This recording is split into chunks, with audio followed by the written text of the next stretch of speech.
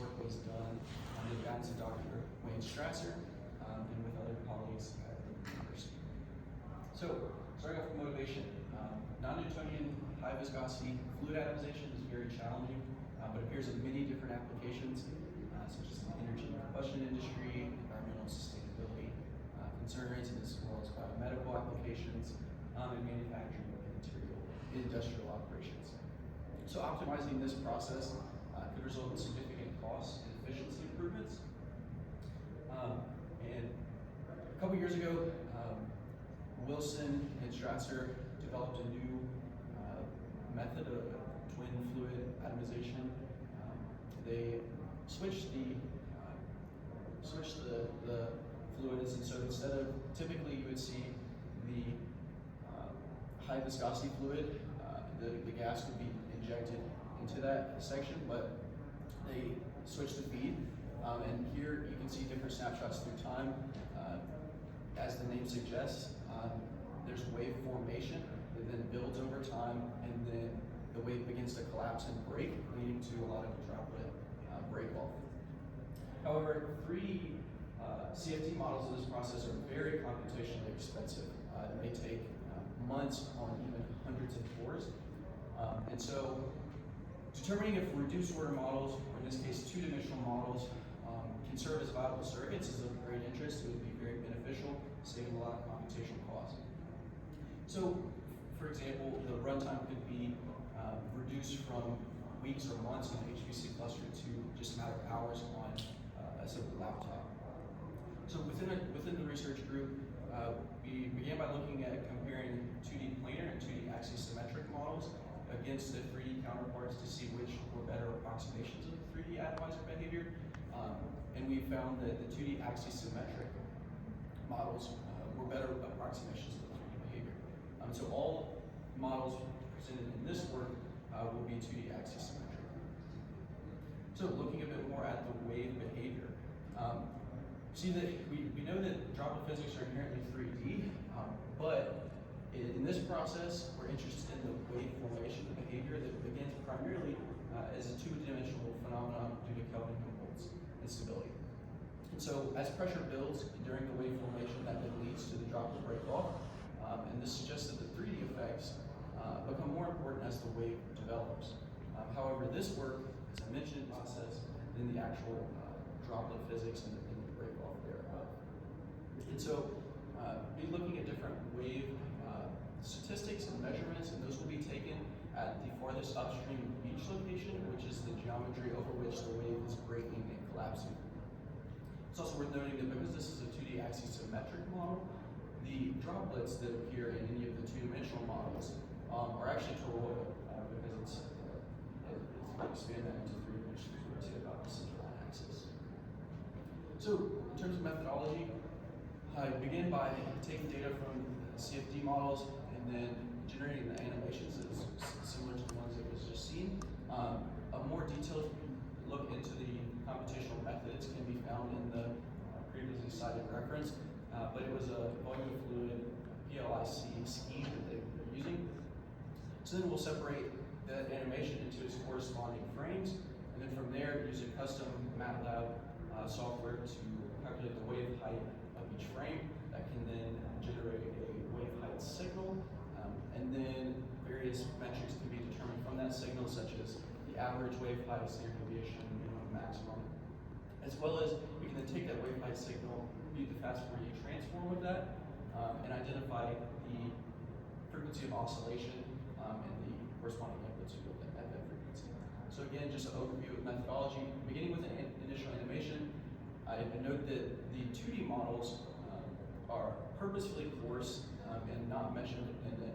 Again, we're looking for low-cost surrogate models, but it's able to still capture the 2D phenomena that we're interested in comparing against 3D. So you can decompose that into different frames, then compute a wave height signal that corresponds to those various frames, and then compute the fast Fourier transform and get the corresponding peak frequencies. So in this work, we have 5 different 2D, 3D comparisons that we use. They're denoted by different Greek letters. There's 3 different variants of the gamma model, But I note that, again, in this work, we're considering how 2D models compare to their 3D counterpart. So the different variations between the different models is a subject of ongoing study, but not relevant for the scope of this discussion. And the only notable difference between the 2D and 3D models is just whether or not it's three-dimensional or 2D axisymmetric. And because the geometry, even though the 3D models is axisymmetric, the animations are taken along an arbitrary density. So beginning to look at the results, starting with the time average wave height, we see that the 2D models consistently underpredict the temporal average wave height across all models, but matches the trends generally speaking. And then as we look at standard deviation, you see that the 2D model overpredicts the standard deviation, and this is true of all models. And then in line with that, the maximum wave height is overpredicted by the 2D models. Again, it kind of follows the standard deviation is overpredicting the 2D models. And then again, it follows that the minimum is underpredicted by the 2D models, while still maintaining the general trend of the data. And then as we look at the frequency response, we see that 2D generally underpredicts the dominant wave peaking frequency. This occurs in 4 of the 5 models with one notable outlier here, and I'll discuss that. So the mu model, as we can see from the wave height signal that is obtained, it appears that there is a kind of this lower frequency sinusoidal oscillation within the data. And so this is overshadowing the much higher frequency that's clearly happening, but just not as dominant. And so this low frequency is 3D in nature, and so it's not captured in the corresponding 2D model. But just simple validation, you can see that there's approximately 2 periods of oscillation across 600 frames, which with each frame being separated by 3 e to the negative 5 seconds. That then corresponds to a peak frequency that was picked up by the FFT of 110 hertz, which is in line with the data there. And so that would show that in some cases the wave height doesn't tell the true story, but here, if we look at other data metrics such as the steam pressure pulsation frequency, which is independent of the wave height, I guess not independent of the wave height, but a different signal. In that case, it's pulsing at a frequency of 1300 hertz, which is much more in line with what we were expecting, and shows that some metrics do conceal this low frequency wave cycle that was observed by the wave height.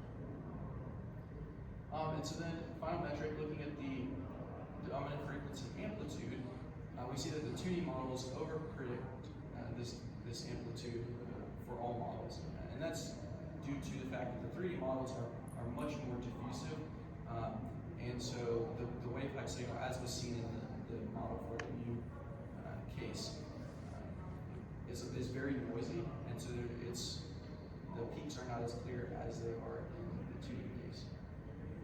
And so just summarizing some of the trends we see here, we see that 2D models overpredict standard deviation across all models, maximum height in 4 of the 5, amplitude in all 5, while underpredicting average, minimum, and frequency. So in conclusion, we see that there is valuable insight we can gain from these 2D models. They capture key trends in the data while missing full 3D breakup physics. The 3D models, of course, are much more diffusive, which results in a lower dominant frequency amplitude as well as just much noisier height data. But consistently, the 2D models maintain similar trends as the 3D models. So these findings suggest that in some cases it would be worth using these low-cost surrogate models in lieu of the much higher cost full 3D models. So this would lead to significant computational cost savings. It was through the image analysis that this was made possible.